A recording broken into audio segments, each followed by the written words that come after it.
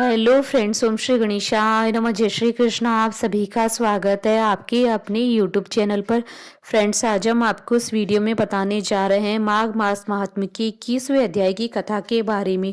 Friends, video शुरू करने से पहले आपसे रिक्वेस्ट है, अगर आप हमारे चैनल पर नए हैं और आपने अभी तक चैनल को सब्सक्राइब नहीं किया है तो प्लीज़ सब्सक्राइब कीजिएगा चैनल को, साथ ही प्रेस कीजिएगा बेल आइकन को, जिससे नए वीडियोस से रिलेटेड नोटिफिकेशन आपको तुरंत प्राप्त हो सके। और वीडियो पसंद आने पर वीडियो को लाइक और शेयर जरूर कीजिएगा, ताकि सभी भक्तों को इस वीडियो का लाभ प्राप्त हो सके। और कमेंट बॉक्स में जय श्री कृष्ण जरूर लिखिएगा। माघ मास महात्म्य 21वां अध्याय प्रारंभ। लोमेश जी कहने लगे कि पूर्व काल में अवंती देश में वीरसेन नाम का राजा था। उसने नर्मदा के किनारे रासु यज्ञ किया और अश्वमेध यज्ञ भी किए, जिनके खंबे सोने के बनाए गए। ब्राह्मणों को अन्न का बहुत सा दान दिया और बहुत सी गाय, सुंदर वस्त्र और सोने के आभूषण दान में दिए। वह देवताओं का भक्त और दान करने वाला था।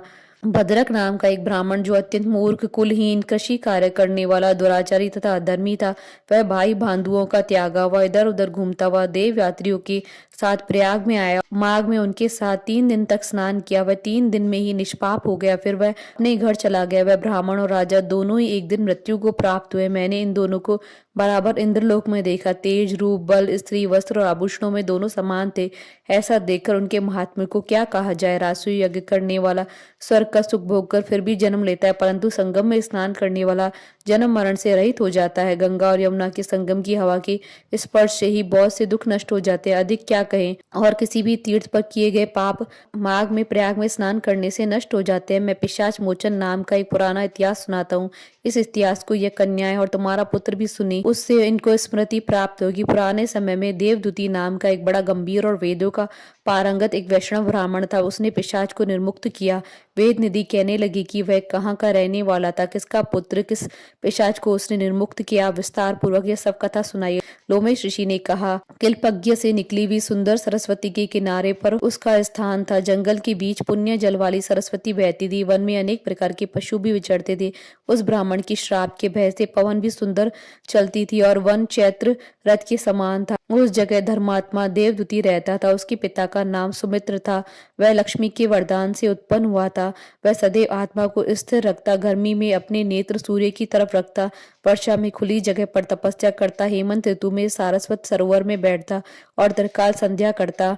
जितेंद्रिय और सत्यवादी भी था। अपने आप गिरे हुए फल और पत्तियों का भोजन करता। उसका शरीर सूखकर हड्डियां मात्र रह गई थी। इस प्रकार उसको तप करते हुए वहां पर 1000 वर्ष बीत गए। तप के प्रभाव से उसका शरीर अग्नि के समान प्रज्वलित था।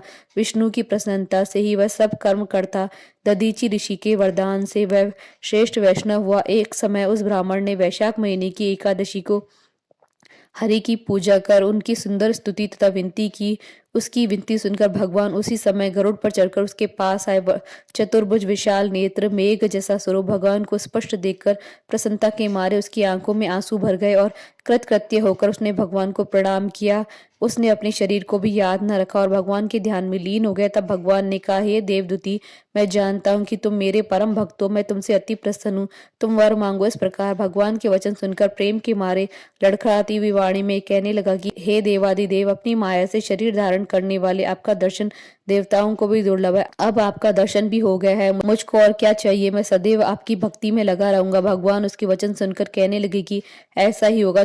तुम्हारे तप में कोई बाधा नहीं पड़ेगी। जो मनुष्य तुम्हारे कहे गए स्त्रोत को पढ़ेगा, उसकी मुझ में अचल भक्ति होगी, उसके धर्म कार्य सांगोपांग होंगे, उनकी ज्ञान में परम निष्ठा बनी रहेगी।